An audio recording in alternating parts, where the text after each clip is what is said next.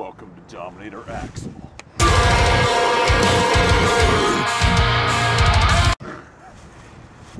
We're doing an oil change on this 2012 Toyota Camry LE. This is the new car. We call her Charlotte.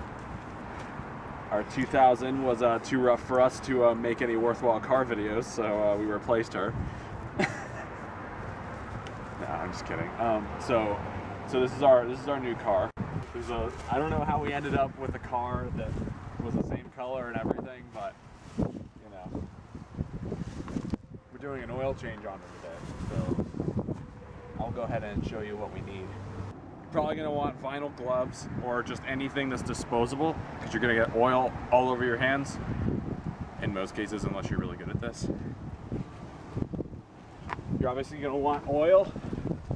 Make sure it matches whatever specification your engine comes with. So say you want to know what kind of oil your car needs.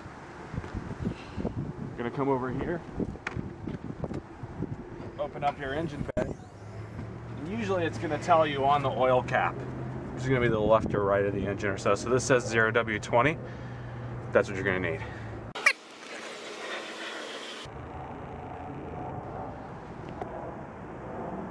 The rest of the tools that you're going to need besides your oil are going to be a drain pan, and usually you're going to want that to be 6 or 7 quarts, just so you have a little bit of extra room just in case. Your oil filter, this is a genuine Toyota oil filter. Always go with OEM parts. I'll probably give you part numbers either in the description or later on. Reason why I'm hurrying is because I need to get this job done while the engine's warm. So you're going to want a torque wrench, possibly. You don't have to have it, but I suggest it just so you can be exact. For Toyotas that are newer than, I believe, 2006 or so, they have this special Toyota filter cover, because the oil filters are contained in a little cartridge instead of just a giant metal filter that you can just screw on. The filters actually come in a plastic cartridge that you exchange every time you change the filter. So you want one of these filter tools. It's like a little 20 point. This one is 64 millimeter for the 2012 Camry, and this one comes with a 22, 23 millimeter head on the front, so it's easy to undo. So I suggest one of these. If you're wondering, this is made by Austin Mocker, if you need to look for it online. And you're gonna want possibly a replacement drain plug and gasket, just in case anything goes wrong, because not really a good idea. You're not going to be able to drive your car when it doesn't have a oil drain plug, because all the oil's just going to fall out. So good idea to have one of these. Ratchet, I'll pretty much require it for this job, just so it's easier to undo the drain plug and some other things. If the cartridge gets tough, I obviously have this giant breaker bar that you saw from the previous car videos I've made. And you're going to want a funnel to put in the top of the engine when you pour your oil in. That way you don't make a mess. And then obviously, to get the car up off the ground, either jack and jack stands or a ramp. So let's get started. Next, once you've got the car jacked up on jack stands, move the oil pan that was over there, obviously, down under the car, and I will show you the oil canister in a second, but you need a 14 millimeter to get to this one. So I'll see you under the car.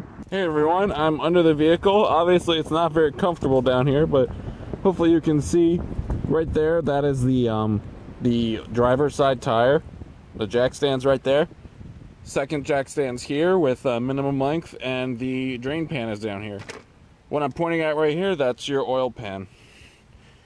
You're going to want to line it up a little bit behind where the drain plug is, which is back here.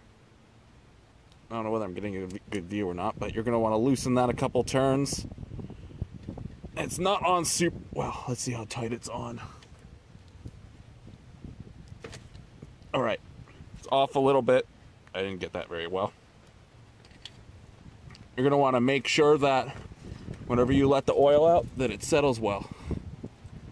So unscrew it just a little, and once it's ready to come off, so as I'm unscrewing this, I'm kind of holding it on tight just to make sure that when the oil does come off, I can control the flow. All right, it's loose. I'm gonna pull, and now So as you can see, the oil is now draining out of the vehicle. We're gonna wait a few minutes while that finishes. So as you can see, my hand is covered in the old engine oil.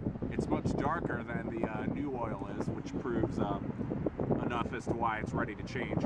But after you've drained the oil, it's almost done draining. It's just droplets at this point. You're gonna wanna check on your drain plug screw. There's a gasket usually right on the end of it. You just wanna make sure that that looks okay and it doesn't look like it's torn or anything. So as long as it's not worn out, it's usually okay to just put it back on, especially since it came from the factory. It's well made and everything. As long as I didn't drop oil on myself. But yeah, so I'm gonna go ahead, and once that's done, I'm gonna go ahead and slap the drain plug back on and tighten it down to around, usually a little bit over hand tight. Just get it as tight as you can, but not too tight, because if you do that, you're gonna break the gasket. So as you can see, I wasn't able to film the other part because I actually ended up having to employ that giant breaker bar to get it off. This is a story that's been told by many people who have also done oil changes on devices like this. In here is the oil filter. Now, the old way people made these was the filter was in a metal casing that you could just screw on all in one piece, but this is apparently more environmentally friendly. Instead of having it all in one piece, they just have the filter in a cartridge that you use. You can kind of see it right there. You slip it on the end, and it sticks in there, and then that filters the oil as it goes through. It's controversial. I don't know whether I like it yet, but my guess is after doing it a few more tries, I might not mind it as much. So this tends to get stuck to the filter housing too. So whenever I tighten that back up, I'm probably just gonna end up, you know, trying to figure out a way to take it off either later or whatever we want to do. So what we need to do is we need to put the new filter on this, but we also need to replace some O-rings, and I'll show you how to do that really quickly. If you look closely right here, there's an O-ring that you can actually snap off, hopefully easily, but there's a ridge that you need to get to. So I'm probably going to imply like a flathead screwdriver to get this off. And then once that's off, there is a small little O-ring on the inside here as well. And once you get those off, then you can replace the filter and just put it back on and do the same thing you did before. So I just want to let you know I was able to get this off with my fingers. You just kind of have to peel around. You see this little outer ring? That's where the O-ring sits, is in between these two little gaps. So when you buy a Toyota oil filter, it's going to come with both the outer and the inner ring. So just make sure you get that. New O-ring. I want to kind of wiggle it on there a little bit, because obviously it takes a little bit of flexing to get on. That's all the way on. You can slowly move it down to where it needs to be. Okay, so with my finger I was able to push it over that little gap. Just gotta have a little bit of leverage to get it over. There you go. Once you do it, just work your way all the way around.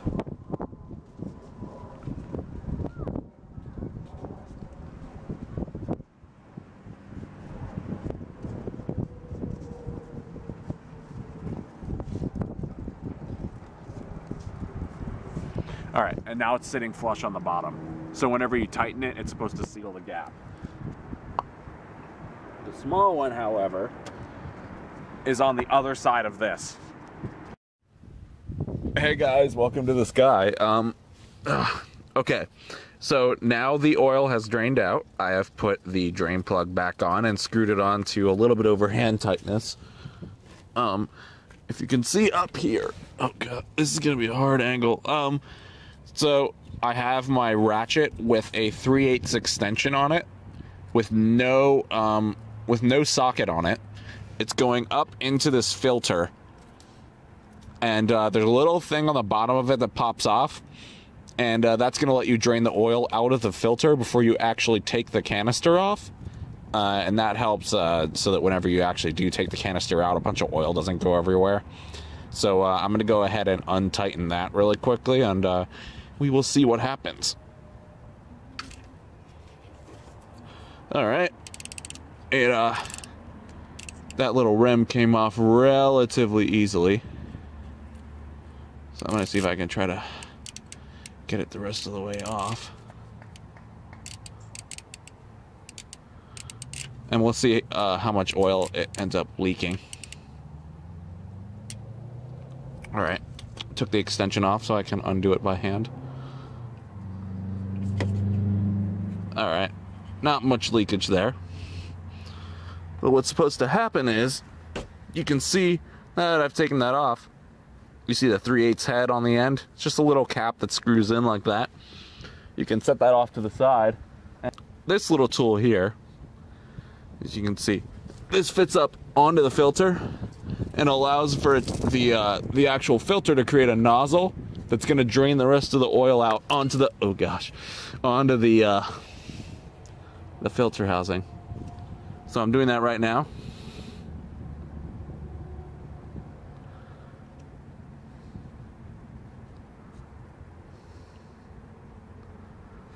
Trying to get it on tight. I don't know how that isn't working.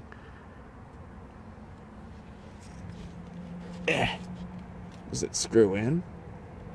So I'm trying to get this little tool off so that we can get the small O-ring on.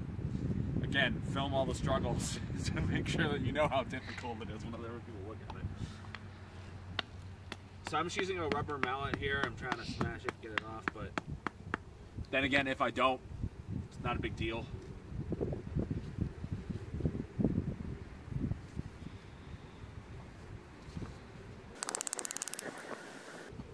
You just want to make sure you don't damage the plastic.